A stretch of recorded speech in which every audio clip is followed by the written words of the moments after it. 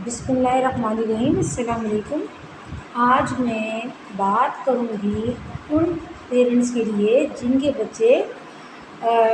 Teenagers हैं, जो 9, 10 या फर्स्ट ईयर सेकेंड ईयर के स्टूडेंट्स हैं, उनकी ग्रूमिंग से रिलेटेड। जब बच्चों की पेरेंटिंग कर रहे होते हैं, स्पेशली इस एज में, जबकि बच्चे को नहीं पता होता कि कौन सी चीज़ें उनके लिए बेनिफिशियल हैं और कौन सी बातों के या उनके कौन से ऐसे काम होंगे जिनके उनके लाइफ पे, उनके कैरियर पे, उनकी फैमिली पे, उनके पेरेंट्स पे, उनके सराउंडिंग पे, इवन उनकी हेल्थ पे हार्मफुल इफ़ेक्ट्स होंगे। तो इस बात को समझने के लिए सबसे पहले तो पेरेंट्स का म्यूचुअल रिलेशन बहुत अंडरस्टैंडिंग हो, बहुत रिस्पेक्टिंग हो। हस्बैंड्स वाइफ को रिस्पेक्ट दें, वाइफ हस्बैंड्स को रिस्पेक्ट दें,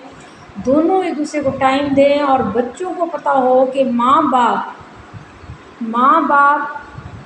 पेरेंट्स के दरमियान कोई कम्युनिकेशन गैप नहीं है। अगर बच्चे कोई मिस्टेक करेंगे तो मदर्स फ़ौरन फादर को बताएंगी, फादर मदर को बताएंगे, और बच्चों को अपने पॉजिटिव एटीट्यूड से, अपने पॉजिटिव अमल से अपने करीब लाएं, उनकी बात अच्छी तरीके से सुनें और उनको टाइम दें,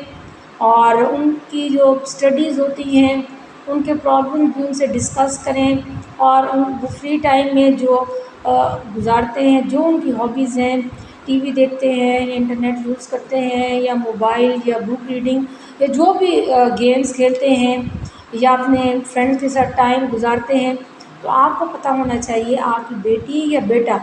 उनके जो दोस्त हैं या जो सहेलियाँ हैं, किस तरह के कम्युनिटी से बिलोंग करती हैं, जो उनके फ्रेंड्स हैं, उनके पेरेंट्स किस फैमिली से बिलोंग करते हैं, उनका सेटअप कैसा है, क्योंकि पेरेंट्स के सेटअप का, फैमिली का इफ़ेक्ट बच्चों के करैक्टर पे, बच्चों की यानी कि ग्रूमिंग पे बहुत ज़्यादा होता है। और ये सारा कुछ बच्चे अपने पेरेंट्स से ले रहे होते हैं। वो फैमिलीज़ जिनमें फादर अपनी वाइफ्स पे कोई टाइम नहीं दे रहे होते, वाइफ्स को, जो उन्हें निगलेक्ट कर रहे होते हैं, या बच्चों को कह रहे होते हैं नहीं जी आपकी मम्मा ठीक नहीं कह रही, आप सही कर रहे हैं, या उन्हें थोड़ा सा इनडायरेक्टली ये टीच कर रहे होते हैं कि माँ की बात ना माने, माँ आप जो कुछ कर रहे हैं वो सही है। तो आप देखेंगे जो इस तरह से स्कैटर्ड फैमिलीज़ होती हैं, उनके बच्चों में काफ़ी प्रॉब्लम्स ओरिजिनेट होते हैं, और इन प्रॉब्लम्स को ओवरकम करने के लिए तमाम मेरे उन मैरिड कपल से रिक्वेस्ट है या सजेशन है, जो कि मैंने बहुत ज़्यादा ऑब्ज़र्व की है, कि हस्बैंड वाइफ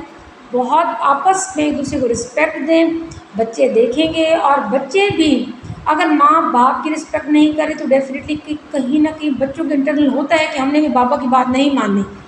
या अगर कहीं बच्चे फादर जो हैं, हस्बैंड अपने वाइफ्स को इग्नोर कर रहे हैं, उनकी बात पे तवज्जो नहीं दे रहे हैं, बच्चों को कह रहे हैं कि माँ की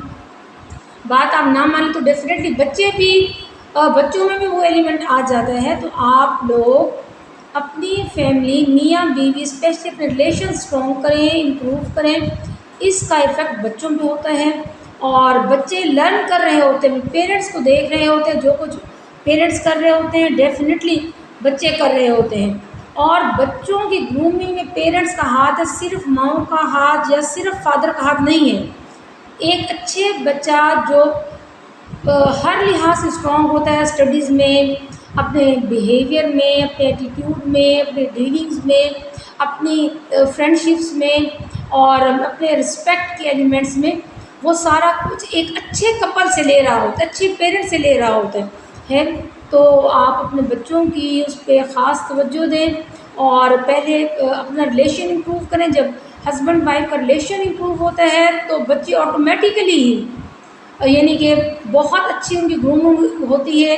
और उनमें एक रिस्पेक्ट का एलिमेंट आता है, क्योंकि बच्चों की परवरिश में सबसे पहले रिस्पेक्ट, क्योंकि कहानी ही रिस्पेक्ट से शुरू होती है, माँ बाप के अदब एहतराम से कहानी शुरू होती है।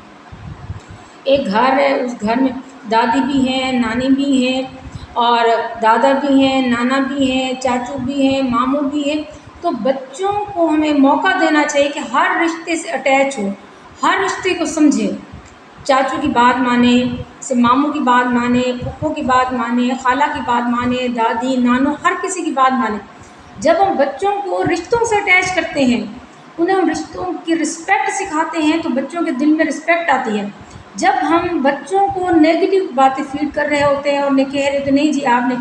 उसके पास जाना है, रिलेशन के रिलेटिव के पास और उन रिलेटिव्स के पास नहीं जाना, तो डेफिनेटली बच्चों में नेगेटिविटीज़ आ रही होती हैं। तो इन नेगेटिविटीज़ को अपनी लाइफ में रिमूव करें और बच्चों को मौका दें, खुद डिसाइड करें कि हमारे लिए कौन बेटर है, कौन नहीं है। और बच्चों को बताएं कि माँ बाप से बढ़कर कोई बेस्ट फ्रेंड आपका नहीं होता, सिर्फ़ आपकी माँ, सिर्फ़ आपके वालिद, अम्मी अब्बू, मामा बाबा से बढ़कर कोई रिलेशन नहीं है। बहुत शुक्रिया, अल्लाह हाफिज़।